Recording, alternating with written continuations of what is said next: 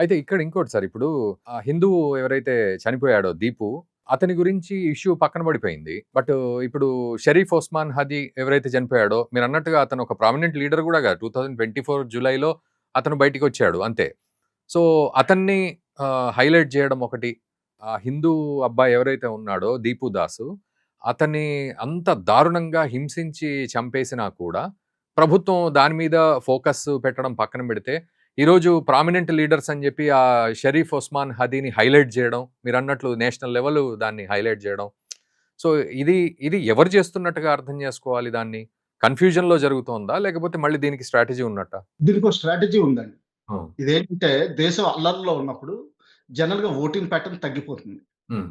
Voting pattern తగ్గిపోయినప్పుడు rigging easier. Hmm. So, rigging చేస్తారు. బీఎన్‌పీకి ఫేవరబుల్‌గా అవామీ లీగ్‌ని ఎన్ని కేస్ బ్యాన్ చేశారు. హ్మ్. సో, అవామీ లీగు క్యాండిడేట్స్ ఎవరైతే ఉన్నారో వాళ్ళు బహుశా ఇండిపెండెంట్ కింద పోటీ చేస్తారు. హ్మ్.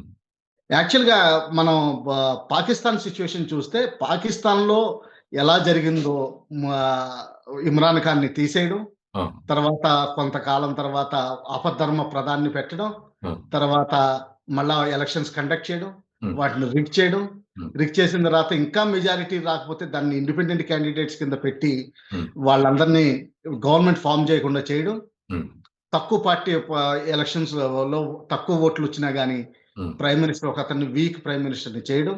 హ్మ్. తర్వాత ఎవరైతే అంతకుముందు వరకు ఫారెన్ మినిస్టర్‌గా ఉన్నారో బిలావల్‌ని తీసుకెళ్ళి హ్మ్. ఆయన్ని పీపీపీ చైర్మన్ కింద తీశారు. ఒకవేళ ఎక్కువ మాట్లాడితే షరీఫ్ గారు హ్మ్.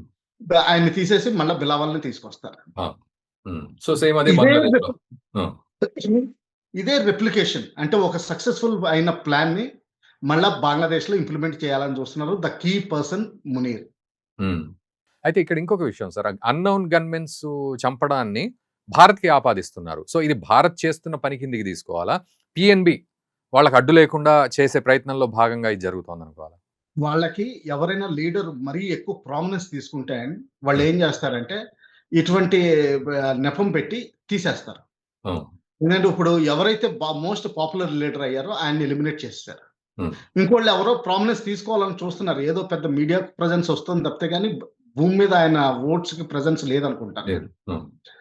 తర్వాత ఏంటంటే ఇది పాకిస్తాన్ ఐఎస్ఐ చేస్తోంది. హ్మ్. ఎందుకంటే హ్మ్. ఇప్పుడు ఎవరైతే హిందూ మ్యాన్‌ని మొన్న లించింగ్ చేసి అంటే రాళ్ళతోటి కొట్టి చంపి హ్మ్. చెట్టుకి కట్టేసి అగ్ని అంటించడం జరిగిందో, హ్మ్. ఇంతకీ పోలీసులు చేసిన ఎఫ్ఐఆర్ ఏంటంటే ఆయన ఏదో పనిచేస్తున్న ఫ్యాక్టరీలో అతనికి సూపర్వైజర్ ప్రమోషన్ రానందుకు ఫ్యాక్టరీలో గొడవ పడ్డాడు. అందుకని ఫ్యాక్టరీ వాళ్ళే పట్టుకు కొట్టారని వాళ్ళు చెప్తున్నారు. అసలు ఆ! రిలీజియస్ యాంగిలే లేదని చెప్తున్నారు. ఆ! అంత దారుణం ఆ జరిగింది. విధంగా ఎఫ్ఐఆర్ లాడ్జ్ అయింది. ఆ!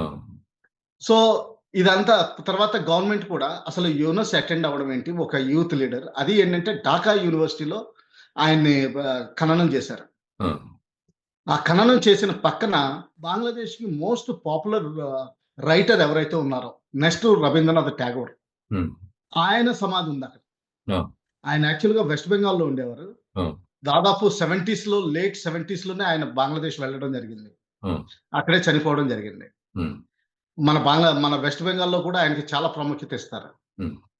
ఆయన పక్కన నేషనల్ లీడర్ కింద ఇవ్వడం జరిగింది. ఆ! యూనస్ యాక్చువల్‌గా ఏంటంటే, చెప్పాలంటే ఆయన ఎందుకు పనికిరాని వ్యక్తి మధ్యలో ఆ! పైకి వచ్చారంతే. యాహ్! ఒక ఏదో డమ్మీ. నోబెల్ ప్రైజ్ ఉంది. పీస్ ప్రైజ్ యాక్చువల్‌గా అది షేరింగ్‌లో వచ్చింది. ఒక ఆహా! లేడీకి, ఈయనకి షేరింగ్‌లో వచ్చింది. ఆ! ఆయనకి ఇండిపెండెంట్‌గా ఇవ్వలేదు. ఓకే. ఈయన ముస్లిం సొసైటీలో మనిషికి విలువిస్తారు. లేడీకి విలువివ్వరు. హ్మ్. సో, ఆ విధంగా ఈయనకి విలువొచ్చింది. ఏదో కొంచెం ఇంగ్లీష్ వచ్చు. ఈ అమెరికాలో చదువుకున్నారు. హ్మ్. డీప్ స్టేట్ తోటి ఆబ్వియస్‌లీ కనెక్షన్స్ ఉన్నాయి. హ్మ్. సో, దానివల్ల ప్రొజెక్ట్ అయ్యారు తప్పితే గాని, ఈయనకి ఏమాత్రం కెపాసిటీ లేదు. ఈ డమ్మీ. స్టూడెంట్స్ గొడవ ఏంటంటే, ఆ! బా యాక్చువల్‌గా ఆర్మీ సైలెంట్‌గా ఉంది కాబట్టి, యూత్‌ని ప్రేరేపించి జమాతే ఛాత్ర పరిషత్ ద్వారా హ్మ్. వీళ్ళందరిని పైకి తీసుకొస్తున్నారు. ఇది ఒక ఆర్గనైజ్డ్ రాకెట్ కింద నడుస్తుంది. హ్మ్. అల్టిమేట్‌లీ బీఎన్‌పీ పవర్‌లోకొస్తుంది. హ్మ్. వాళ్ళకే మెజారిటీ వస్తుంది. సో, మీరన్నట్టు ఫైనల్‌గా సార్ బీఎన్‌పీ పవర్‌లోకి రావడము, తారిక్ రెహమాన్ మళ్ళీ ఎంట్రీ ఇవ్వడం, పొలిటికల్ ఎంట్రీ ఇవ్వడం, అతను పీఎం అయ్యే అవకాశాలు ఉన్నాయా అనేది మొదటి ప్రశ్న అయితే. రెండోది మీరన్నట్టుగా PNB anti India force political party. So, వాళ్ళేమో డెమోక్రటిక్‌గా ఉండాలి అనేది ఒక స్లోగన్ అందుకున్నారు. ఎవరు పీఎన్‌బీ. నిజంగా డెమోక్రటిక్‌గా ఉండి భారత్‌తో కొత్త సంబంధాలు ఏమైనా నెరుపుతారా? అసలంత సీన్ లేదు. ఇస్లామిక్ పద్ధతిలోనే వాళ్ళు తీసుకెళ్లే ప్రయత్నం చేస్తారు. ఎట్లా అర్థం చేసుకోవాలి ఈ 2 ప్రశ్నలు? జమాతే ఇస్లామీ బంగ్లాదేశ్ దాని లీడరు మొన్న కొన్ని రోజుల క్రితం ఒక వింత స్టేట్మెంట్ ఇచ్చారు. అది జనరల్ గా మోస్ట్ పీపుల్ కి అర్థం కాలేదు. హ్మ్. కానీ విశ్లేషకులకు మాత్రం international relations especially Pakistan Bangladesh అర్థం చేసుకుంటే చాలా క్లియర్ గా కనిపిస్తుంది. ఏంటంటే ఆయన ఏమన్నారు, మేము స్వాతంత్రం తీసుకున్నాం, పాకిస్తాన్ ఇండియా చేతుల్లో ఓడిపోయింది, కానీ బంగ్లాదేశ్ చేతుల్లో ఇంకా ఓడిపోలేదు అంటే అదొక వింత స్టేట్మెంట్ ఇచ్చారు. అంటే ఏంటి సార్? దీని అర్థం ఏంటంటే మేము ఇంకా పాకిస్తాన్ తోటి భాగంగానే ఉన్నాం. అంటే ఇప్పుడు పాకిస్తాన్ లో గవర్నమెంట్ తయారవుతుంది. షరీఫ్ గారి గవర్నమెంట్ లాగా ఒక పేరుకి ఉన్న గవర్నమెంట్ తయారవుతుంది. ఆయన మీద కోర్టు కేసులు ఉన్నాయి, జడ్జిమెంట్లు కూడా ఉన్నాయి. సో ఆయన వీక్ ప్రైమ్ మినిస్టర్ అవుతారు. నడిపేది పాకిస్తాన్ నుంచి మునీర్ గారు. ఇది ఇండైరెక్ట్ గా చెప్పలేక ఎలా చెప్పాలో తెలియక జమాతే ఇస్లామీ ప్రెసిడెంట్ ఇది అన్న మాటలు, స్వయంగా అన్న మాటలు. ఇప్పుడు మనకు అర్థం అవుతుంది అంటే బంగ్లాదేశ్ కూడా ప్రీ 1971 పాకిస్తాన్ ఎలా పరిపాలించేదో అదే స్కేల్లో లేకపోయినా గానీ వేరే రూపంలో మునీర్ గారు పరిపాలిస్తారు. సో పరిపాలిస్తారు, ముందు పరిపాలిస్తారు. ఎగ్జాక్ట్లీ. సో వాళ్ళు ఒప్పుకుంటున్నారు ఇంకా హ్యాపీగా. వాళ్ళు ఒప్పుకుంటున్నారు. జమాతే ఇస్లామీ కాబట్టి. జమాతే ఇస్లామీ ఒప్పుకుంటుంది. సో మరి పిఎన్బి పాత్ర ఏముంటుంది? ఇప్పుడు నవాజ్ షరీఫ్ గారి పార్టీ లాగా పాకిస్తాన్ ముస్లిం లీగ్ పార్టీ లాగా ఒక ప్రైమ్ మినిస్టర్ ఉంటారు. ఫ్రంట్ కనిపిస్తుంది. సో యాంటీ ఇండియా ఎలిమెంట్ మాత్రం కంటిన్యూ అవుతుంది. కంటిన్యూ. మరి భారత్ రెస్పాండ్ అవ్వడం విషయంలో సార్ ఇక్కడ ఇంకొక డౌట్ ఉంది. ఇప్పుడు ఢిల్లీలో విహెచ్పి లాంటి పరిషత్లు ఇవి, తర్వాత కొంతమంది హిందూ సంఘాలు కూడా అగ్రెసివ్గా ముందుకెళ్తున్నాయి. అక్కడ భారత్లో అంటే ఢిల్లీలో ఉన్న బంగ్లాదేశ్ హై కమిషన్ ముందు గొడవ చేస్తూ ఉన్నారు. సో ఈ నిరసనలతోటే సరిపోతుందా, లేకపోతే ఆర్ఎస్ఎస్ మోహన్ భగవత్ గారు చెప్పారు హిందువులంతా ఏకం అవ్వాలి, బంగ్లాదేశ్లో చాలా ఇబ్బందిగా ఉంది అనే విషయం ఒకటి ఎత్తుకుంటే, సో భారత్ రెస్పాన్స్ ఏ విధంగా ఉండాలి ఇటువంటి సందర్భంలో? చాలా జాగ్రత్తగా పరిశీలిస్తున్నాం అనే డైలాగ్ తోటి ఆగిపోతుంది. లాస్ట్ 3 days మిలిటరీ న్యూస్ చూస్తే త్రిపురలోను, మిజోరాంలోను, వెస్ట్ బెంగాల్లోను సీనియర్ కమాండర్స్ మీటింగ్స్ బోర్డర్ దగ్గర రికనసెన్స్ అండ్ బ్రీఫింగ్స్ జరిగినాయి. Okay.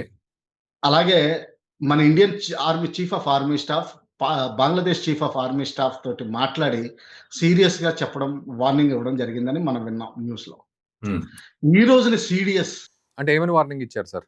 Sorry for the interruption. మన చీఫ్ ఆఫ్ ఆర్మీ స్టాఫ్ ఒకవేళ మీరు మాత్రం కంట్రోల్ చేయలేకపోతే మేమే ముందరకు వస్తాం, అన్ని చోట్ల మా ఫోర్సెస్ రెడీగా ఉన్నట్టుగా వార్నింగ్ ఇచ్చినట్టు మనం అనుకోవాలి. అంటే మనం అంటే ఎట్లా అప్లై చేస్తాం దాన్ని? త్రిపురలో ఒక బ్రిగేడ్ మూవ్ అయినట్టు ఈ రోజు వార్తల్లో ఫొటోస్ వస్తున్నాయండి. మిజోరాంలో ఆల్రెడీ ఒక బ్రిగేడ్ ఉంది. ఇంకా వెస్ట్ బెంగాల్లో అంటారా, strike core, mountain strike core అక్కడే ఉంది, పనాగఢ్లో ఉంది. సో ఈస్టర్న్ కమాండ్ కలకత్తాలో ఉంది. మొత్తం eastern air force command Shillong లోనే ఉంది. కేవలం గంటల్లో సమయం పడుతుంది మనకి ఇంటర్వ్యూ అవ్వడానికి. యుద్ధం చేస్తామా లేకపోతే శాంతి కోసం అక్కడ మనం? కాదండి, శాంతి కోసం మనం అంటే బంగ్లాదేశ్ ఆర్మీకి హెల్ప్ చేసే అవకాశాలు ఎక్కువ కనిపిస్తున్నాయి. ఆ విధంగా కనిపిస్తున్నాయి. అలాగే ఈ రోజు సిడిఎస్ కూడా ఒక స్టేట్మెంట్ ఇచ్చారు. ఆయన ఏమన్నారంటే భారత్ హై ఇంటెన్సిటీ కాన్ఫ్లిక్ట్స్ కి, కౌంటర్ టెర్రరిజానికి రెడీగా ఉండాలన్నారు.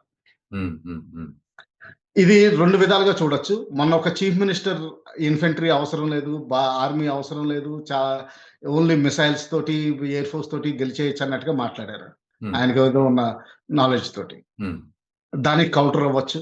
రెండోది ఏంటంటే ఒకవేళ ఎలక్షన్స్ జరిగి యాంటీ ఇండియన్ గవర్నమెంట్ వచ్చి మనకి పాకిస్తాన్ తోటి ఆపరేషన్ సింధూర్ కంటిన్యూ అయితే ఇంటెన్సిటీ తోటి, అప్పుడు మనం 2 సైడ్లు కేటర్ చేయాల్సి వస్తుంది. హై ఇంటెన్సిటీ వార్ జరగాల్సి వస్తుంది. నేను రెండోది అనుకుంటున్నాను మెయిన్ గా. హై ఇంటెన్సిటీ వార్ గురించి, వారు 2 సైడ్ల నుంచి 1971 లో ఎలా జరిగిందో అలాగా మళ్ళా రిప్లికేట్ చేయాల్సి వస్తుంది. సో ఇది మళ్ళీ మనకు బూమెరాంగ్ లేకపోతే సైడ్ ఎఫెక్ట్స్, ఆఫ్టర్ ఎఫెక్ట్స్ ఇచ్చే పరిస్థితులు ఉంటుందా? ఉంటాయండి. అది ఎలాగో ఏంటంటే ఇస్లామిక్ ఫండమెంటలిజం అన్నది వాళ్ళది కమ్యూనిటీలో మిస్యూజ్ అవుతుంది. Unfortunately it will continue to be misused for next 50 years. అది జరుగుతూనే ఉంటుంది. అది మనం ఎదుర్కోవాల్సి ఉంటుంది. అలాగే టెర్రరిజం కంటిన్యూ అవుతుంది. రేపు స్లీపర్ సెల్స్ ఇండియాలో ఎక్కడికి వెళ్ళిపోవు, అవి అలా కంటిన్యూ అవుతూనే ఉంటది. మనం వాటికి ముందర అహెడ్ వెళ్ళాలి. ఇన్ఫాక్ట్ 2025 ఇండియాని ఒక మంచి స్టేచర్‌కి తీసుకొచ్చింది. Whether in military power or diplomatic power or economic power ఈ మూడిట్లో చూస్తే హ్మ్. 2025 ఎస్పెషల్లీ డిఫెన్స్ రంగంలో మాత్రం ఓహ్! ప్రపంచంలో దాదాపు నంబర్ 3 కింద నిలుస్తుంది ఈ రోజున. హ్మ్. సో, ఆ విధంగా ఏంటంటే మనకి మంచిదే. మనం ముందర ఇది నడుస్తూనే ఉంటుంది ఇది. బంగ్లాదేశ్ ఏంటంటే కన్వర్ట్స్ అయినా గాని, హ్మ్. జమాత్ ఇస్లామీ ఏదైతే ఎప్పటి వరకు అయితే లైవ్‌గా ఉంటుందో, హ్మ్. ఫండమెంటలిజం ఎప్పుడు ఇండ్యూస్ అవుతూనే ఉంటుంది. దాన్ని ఎక్స్‌ప్లాయిట్ చేస్తూనే ఉంటారు. హ్మ్. అన్‌ఫార్చునేట్‌లీ అక్కడ అరిస్టోక్రసీ, కామన్ మ్యాన్ నడుస్తుంది. మిడిల్ మ్యాన్‌కున్న విజ్డమ్ లేదక్కడ.